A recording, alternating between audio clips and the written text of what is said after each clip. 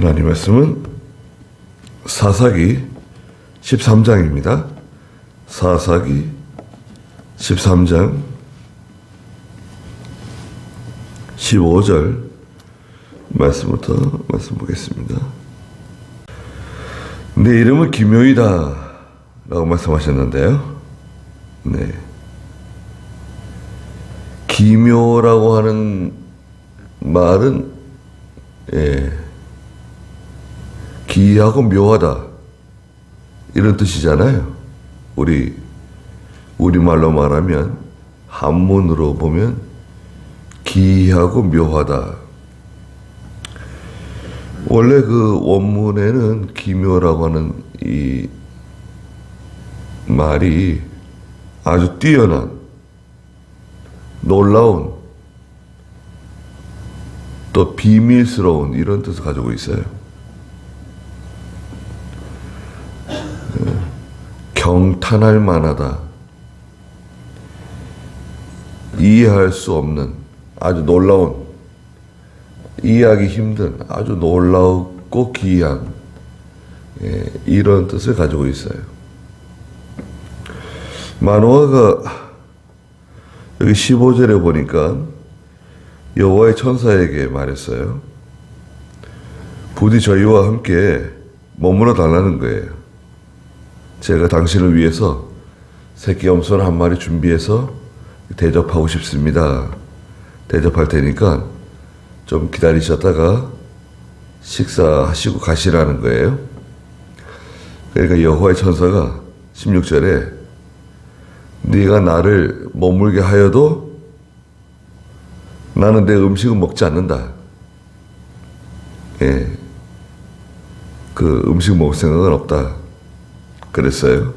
만약에 번제를 준비하려고 한다고 하면 하나님께 번제를 드려라. 지금으로 하면 예배죠. 하나님께 제사 드리는 번제를 하나님께 올려드려라. 나는 받을 생각이 없다. 하나님께만 모든 영광을 돌려드려라. 그랬어요.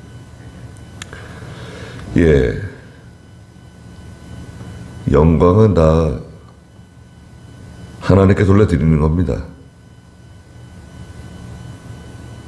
천사가 그 영광을 받는 것도 아니고, 또 이 천사는 뒤에도 나오는 기묘,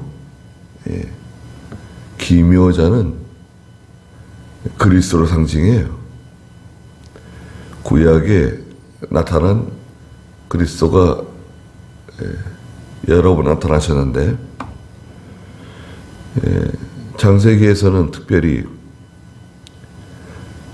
소돔 고모라 사람들을 구출해가지고 롯의 가정을 구출하고 돌아오는 아브라함을 영접하던 멜기세덱 구약에 나타난 메시아 그리스도세요. 또 다윗에게도 나타나시고 상수리 나무 아래에서 기도하던 아브라함에게도 나타나시고, 그리스도께서 천사의 모습으로 혹은 사람의 모습으로 찾아오시고 만나주셨습니다. 이걸 비의적 현상이라고 그러는데요. 하나님께서 천사나 사람의 모습으로 찾아오시는 그것을 비의적 현상이라고 그런다. 17절에 여호와의 천사에게 말하기를, 마노아가 말했어요. 당신의 이름이 무엇입니까? 물어봤어요. 이름이 뭐냐고 물어봤어요. 그래야 당신의 말씀이 이루어질 때 이제 마노아의 아내가 아이를 잉태하고 남자아이를 낳을 것이라고 알려줬잖아요. 우리가 당신을 존경할 수 있을 것입니다. 결혼해서 아이가 생기지 않았는데 결혼한 지 한참 되는 것 같아요. 말씀이 이루어질 때 당신을 기억하지 않겠습니까? 존경할 수 있지 않겠습니까? 그랬더니 18절에 여호와의 천사가 마노아에게 말하기를 어찌하여 내 이름을 묻느냐? 내 이름은 기묘이다 하였다 그랬습니다. 왜 내 이름을 묻느냐? 네. 그 말씀을 그대로 믿으면 되는 거지. 네. 이름이 중요하냐? 하나님의 말씀을 그대로 믿고 따라가는 것이 중요하다. 오늘날에도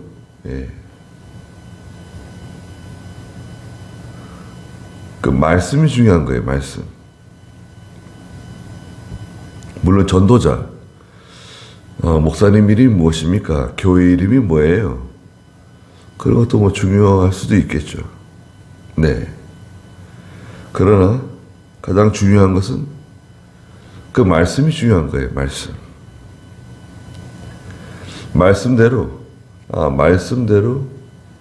그 복음을 전하고 있는가. 말씀이 중요하다. 다른 건 중요하지 않아요. 예배당이 뭐 얼마나 큰지, 또 그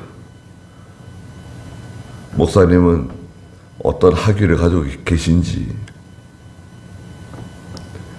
교회 분위기가 어떤지, 그런 건 중요한 게 아닙니다, 사실은. 그 말씀이 온전하게 선포되느냐, 그 말씀이 온전하게 선포되지 못하느냐, 그게 제일 중요하죠. 말씀이 온전하게 선포된다. 그건 아주 귀한 겁니다. 말씀이 잘 선포되고 있다고 하면 그것만으로도 참 귀한 일이에요. 내 이름은 기묘이다 그랬어요. 기묘. 이사야 9장 6절에도 기묘자라고 그러셨는데 우리 바른 성경에는 다른 말로 번역을 했어요. 이사야 9장 6절 한번 읽어주시겠어요? 한 아기가 우리를 위해 태어났고 한 아들을 우리에게 주셨는데 그 어깨 위에 통치권이 있으며 그 이름은 위대한 상담자라 전능하신 하나님이라 영존하시는 아버지라 평강의 왕이라 불릴 것이다. 네, 한 아기가 우리를 위해 태어났다. 네, 이 아기는 누구를 말하는 건가요? 역사적으로는 히스기야 왕을 말하고요. 히스기야 왕.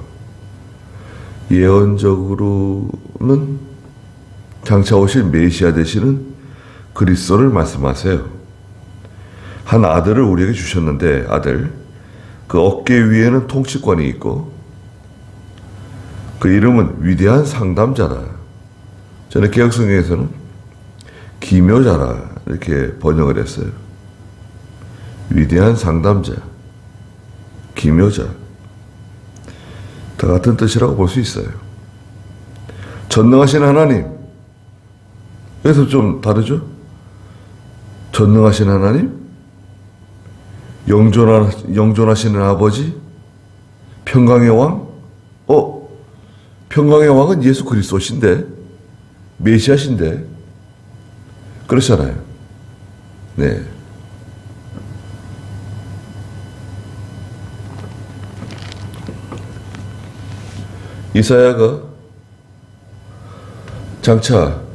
이사야가 앞으로 약 한 800년 뒤에 임하실 주님을 바라보고 예언한 거예요.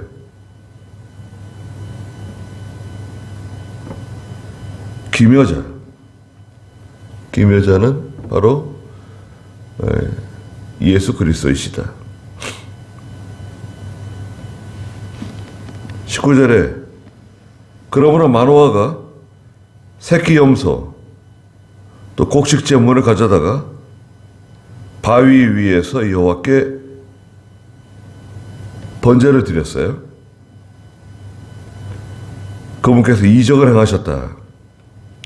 바위 위에다가 장작을 쌓아두고 새끼 염소를 잡고 또 곡식 제물을 가져다가 그 위에 놓고 불을 살랐는데요. 불을 붙였는데 연기와 같이 불이 올라가잖아요. 불이 막 올라가는데 20절에 보니까 불꽃이 제단에서 하늘로 올라가면서 여호와의 사자도 함께 곁에 있던 여호와의 사자가 그 제단의 불꽃에 휩싸여 가지고 올라가는 그런 아주 신비한 이 광경을 목격하게 되었어요. 하나님의 천사가 그 불꽃과 함께 하늘 올라가시는 거예요. 제단의 불꽃에 휩싸여 올라가는 것을 마노아와 그의 아내가 보고 얼굴을 땅에 대고 엎드렸다. 깜짝 놀랐어요. 그렇지 않겠어요? 불을 피웠는데 옆에 계시던 그 여호와 천사가 그러니까 이때까지도 마노아는 이분이 하나님의 천사라는 걸 제대로 깨닫지 못했던 것 같아요. 근데 그분이 이 불꽃 가운데 함께 하늘 올라가는 것을 목격했습니다. 그러니까 21절에 여호와의 천사가 마노아와 그의 아내에게 다시 나타나지 않았으므로 마노아는 그가 여호와의 천사인 줄 알고 이제 알았어요. 하나님의 천사로구나. 자기 아내에게 말하기를 우리가 하나님을 배웠으니 우리는 반드시 죽을 것이요. 그랬습니다. 과거에 그 이스라엘 백성들은 하나님을 보면 죽는 줄 알았어요. 그럼요. 전통적으로 과거에 모세가 이스라엘 백성들을 데리고 출애굽할 때라든지 하나님을 보면 죽는다는 것, 그런 인식이 있었어요. 오늘날은 어떨까요? 그럴 일은 없지만 만약 하나님을 보면 어떻게 될까요? 당장 죽습니다. 당장 죽어요.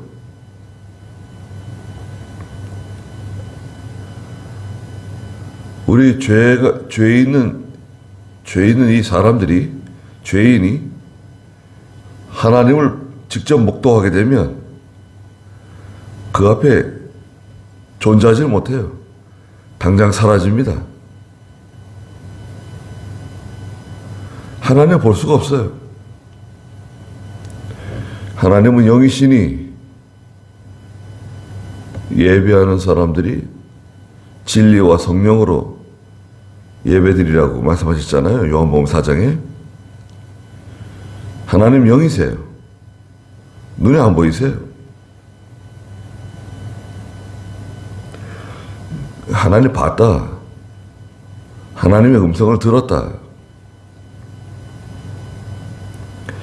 그렇게 말하는 거 아닙니다. 그럼 어떻게 말해야 되느냐?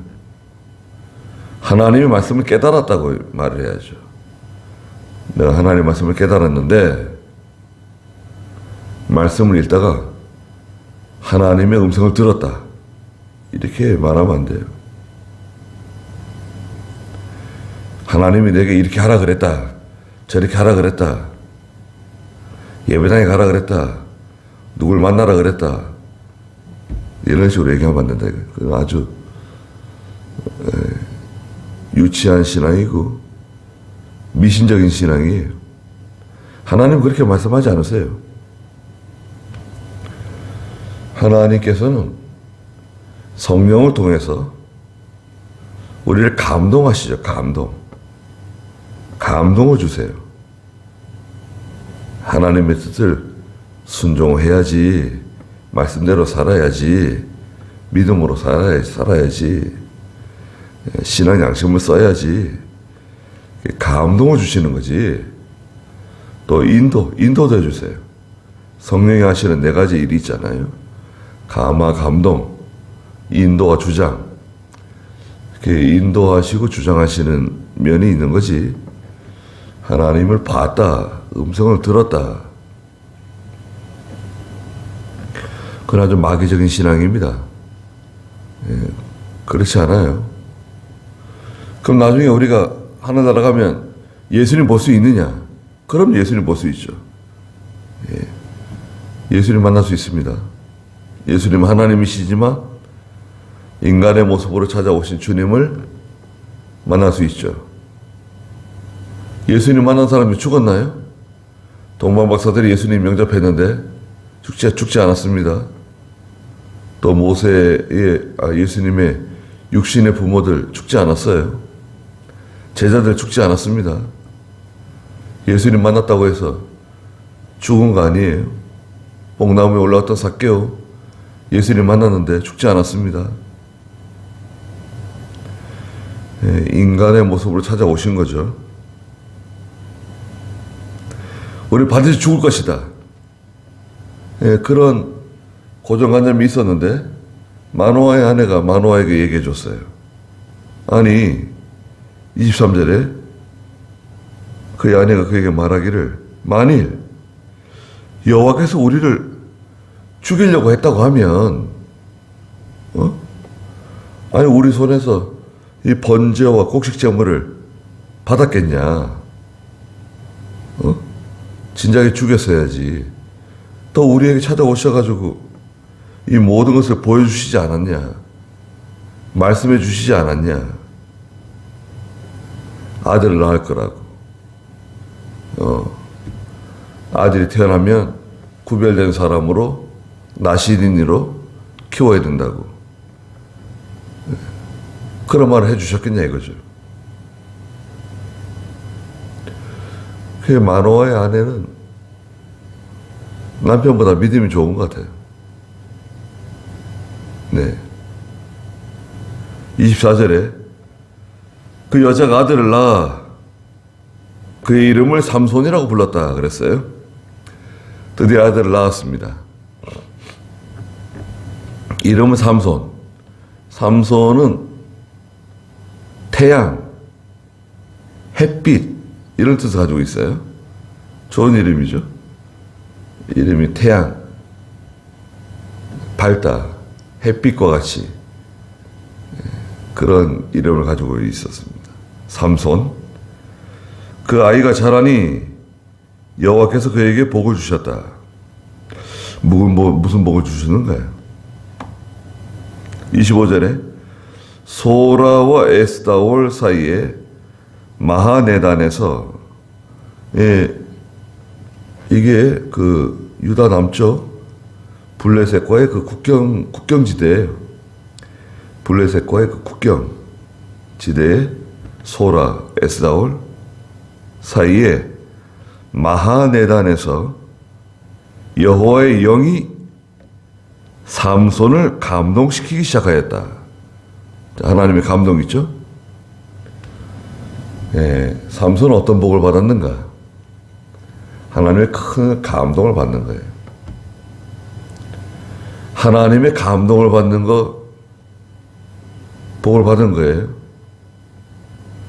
하나님의 감동이 아무나에게 찾아오는 게 아니에요. 우리가 다 같이 말씀을 듣잖아요. 말씀을 다 같이 듣지만 모든 사람에게 똑같이 하나님의 감동이 오는 게 아니에요. 다 달라요.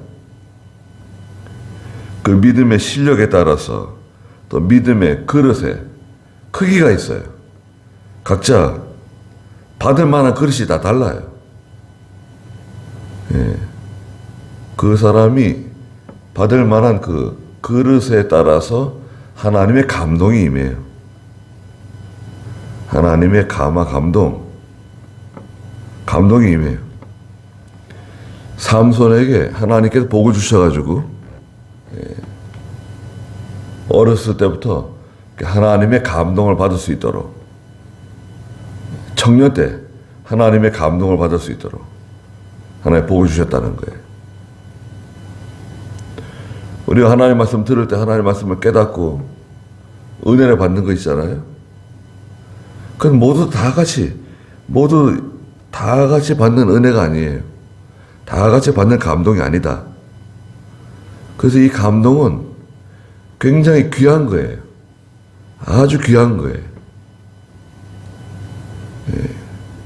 감동이 임할 때 그 감동이 귀한 줄 알고 그 감동을 잘 간직해야 돼요. 우리는 보통 하나님의 은혜라 그러잖아요. 하나님의 은혜다.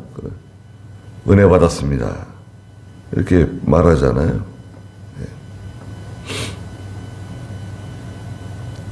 감동은 계속해서 유지되는 게 아닙니다. 감동은 하나님의 감동이 크게 임하기도 하고 또 작게 임하기도 해요. 또 내가 믿음으로 살지 않으면 이 감동이 또 소멸되기도 해요. 감동이 아무 영향을 끼치지 못하고 소멸돼요. 이 감동이 항상 내가 내 속에 이렇게 임할 수 있도록 항상 내가 내 자신이 거룩한 생활을 해야 됩니다. 거룩한 생활하면 하나님의 감동이 항상 그 가운데 있는 거예요. 예. 거기까지 하겠습니다.